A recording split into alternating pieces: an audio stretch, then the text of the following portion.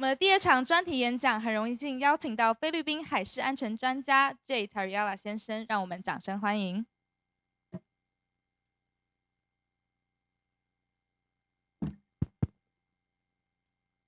Good morning, everyone.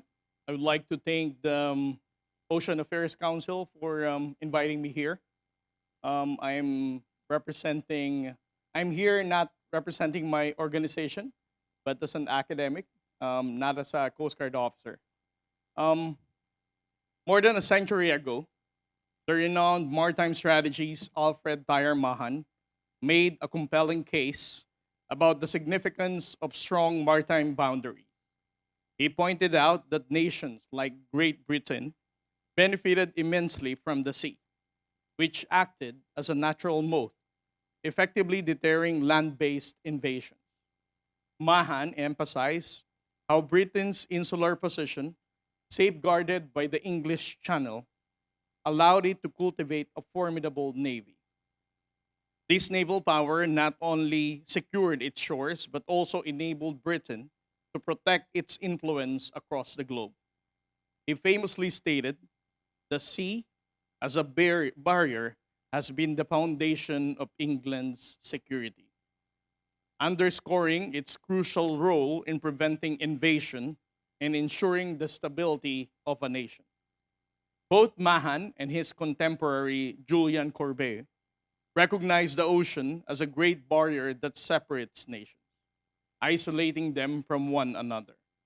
Their insights were rooted in the historical context of their times, where the vastness of the sea served as both a protective shield and as a means of strategic advantage.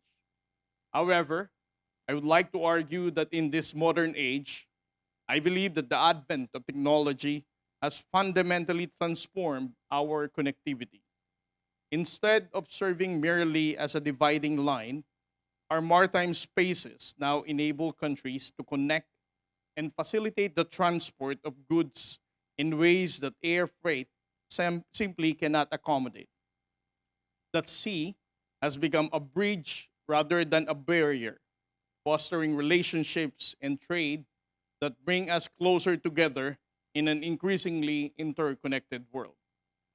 In today's global landscape, shipping has revolutionized our maritime spaces into extensive global nautical highways. Vast fleets of vessels traverse the oceans, where ships from one side of the world can reach the opposite side in just a matter of weeks. This remarkable transformation stands in stark contrast to the daunting and perilous journeys faced by explorers like Magellan and Columbus during the 16th century, who braved uncharted waters and navigated treacherous conditions in search of new islands.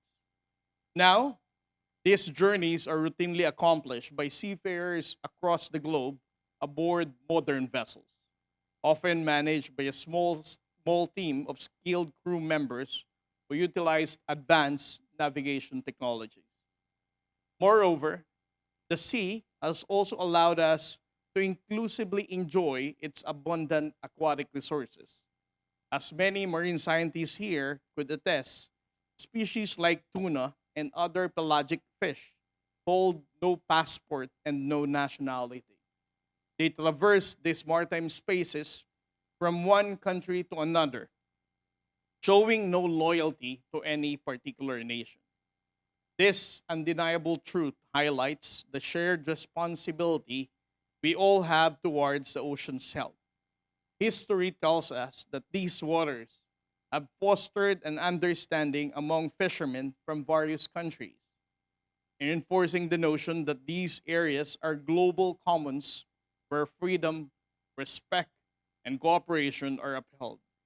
Indeed, the ocean serves as a vital lifeline for many communities that depend on its resources for their livelihood.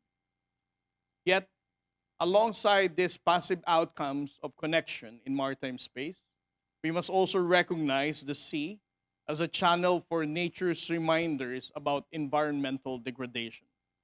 The impact of oil spill, the garbage that we throw, and the polluted waters from one nation inevitably reach the shorelines of others, illustrating the interconnectedness of our shorelines. A recent study in 2020 revealed that a plastic bottle released in the Bay of Bengal traveled 1,768 miles or 2,845 kilometers in just 94 days, moving along the India's west coast. This is roughly a distance from Kaohsiung to Davao City of the Philippines in Mindanao. It serves as a stark reminder of how plastic bottles can traverse thousands of miles in just a matter of months, crossing geographic boundaries and contributing to global ocean pollution. Nevertheless, while we can all agree that these vast maritime spaces serve as an essential medium for transport and interaction and are treasure trove of resources for us to share, they have also become a source of greed, cunning, and even aggression for some states. The oceans, which were once seen as unbounded territories for exploration and cooperation, have increasingly been viewed through a lens of competition and territoriality. This shift has led to disputes over fishing rights, mineral extraction, and even shipping lanes, resulting in tensions that threaten not only the regional stability but also the global peace. This reality is precisely why the United Nations Convention on the Law of the Sea was meticulously formulated, passed, and ratified by more than 160 countries now. The convention represents a landmark achievement in international law, aiming to provide a comprehensive legal framework for the use and conservation of the world's oceans. Its purpose is to balance the interests of coastal states, maritime powers, and even the landlocked nations and the developing countries, fostering a just and equitable international economic order that promotes peace, security, and cooperation among all nations. UNCLOS addresses a wide range of issues, including territorial sea, exclusive economic zone, continental shelf rights, and the conservation of maritime resources. It clearly defines the rights and responsibilities of nations in relation to their maritime zones. The preamble of this convention emphasizes the need to address the requirement of all states, particularly those that are developing, recognizing that equitable access to maritime resources is essential for fostering economic growth and reducing poverty. However, the aggressive action and provocative behavior by the People's Republic of China in the East and South China Seas raise significant concerns about the future of the maritime order that we are currently enjoying. These waters are not just vital for regional trade, but also serve as a crucial pathway for global shipping, making stability in this area making this stability in this area as essential for the economic well-being of many nations around the world. Being the second largest economy and the second global military power, China has positioned itself as a formidable player on the international stage. Yet, its assertive stance raises alarms among neighboring countries and the broader international community. China's actions are particularly concerning because they challenge other nations' maritime jurisdiction by their illegal and baseless nine-dash line assertion, which claim vast areas of the South China Sea as its own. This assertion is not merely a matter of their own pride, it has tangible implications for the rights of other countries to access and utilize these important maritime resources. By pursuing its claims aggressively, the People's Republic of China is not only disregarding the established norms of international maritime law, but it also erodes the core principles upon which the United Nations was established.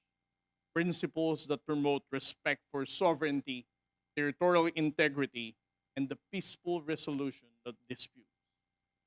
Beijing's blatant disregard for the standards set forth by UNCLOS and the 2016 arbitral award ruling is deeply troubling. The tribunal constituted under UNCLOS definitively ruled against China's expansive claim to the Philippines' exclusive economic zone. Yet, China has continued its aggressive posturing, dismissing the ruling and further escalating the tension in the region. This defiance is not only undermines the authority of the international law, but also sets a dangerous precedent for how powerful nations may act without accountability. The unlawful and excessive deployment of the Chinese maritime forces within the exclusive economic zone of the Philippines, Vietnam, Malaysia, Brunei, and even Indonesia is illegal and unacceptable. The militarization of the area presents a direct threat to the livelihoods of millions who depend on these waters for fishing and other maritime activities. As I have highlighted, the maritime space has connected us all in very profound ways, facilitating trade, cultural exchange, and international cooperation. However, this interconnectedness also means that the disruption and tension could arise in strategic waterways such as the Strait of Hormuz or the Taiwan Strait and the South China Sea. It would not only affect the nations directly involved, but would also reverberate globally, causing significant economic shocks that could impact livelihood and market far beyond immediate region. The flow of oil and goods through these critical maritime routes is essential for the functioning of the global economy. And any conflict or instability can lead to soaring prices, supply chain disruption, and the ripple effect that can destabilize economies around the world. Given this reality, it is imperative that all nations recognize their collective responsibility to uphold the principles of peace and stability in these vital areas. We can no longer condone or support a bully state that disregards international law and seeks to impose it through intimidation and force. The rules based order that we all cherish and enjoy is built upon the foundational principles that ensure equality among nations, whether they are large or small in the realm of the international law. Furthermore, it is crucial to understand that allowing a single nation to operate outside the bounds of the established order sets a dangerous precedent. It emboldens others to act similarly and undermine the very fabric of the international. Given this reality, it is important for all nations to acknowledge that we need to uphold the principles of peace and stability in our own maritime space. To address the pressing challenges posed by China's action, I came up with several policy recommendations aimed at fostering cooperation for environmental protection and promoting collective action. First, it is crucial for nations to come together in a concerted effort to establish joint initiatives focused on the sustainable management of marine resources and the protection of the ocean health. Through collaboration for environmental protection efforts, countries can not only safeguard their own interests, but also demonstrate a united front against ecological degradation that transcends national boundaries. Furthermore, it is also important to develop mechanisms for collective action that could compel China or any countries that are defiant to the international law to adhere to our international norms and respect the rights of the neighboring states. This could involve possibly diplomatic pressure, economic incentives, and coordinated responses to any aggressive actions that threaten the regional stability. By presenting a united front, the international community can reinforce the importance of compliance with UNCLOS and demonstrate that violations of international law will never be tolerated. Lastly, the Transparency Initiative is paramount in exposing Chinese gray zone activities and illegal actions. We believe that in documenting and publicizing instances of unauthorized incursions, coercive activities, and bullying tactics and provocative behavior, nations can raise awareness and build a narrative around the need for accountability. This not only serves to inform the public and policymakers, but also strengthens the resolve of the international community to collectively respond to aggression and uphold the principles of the international law.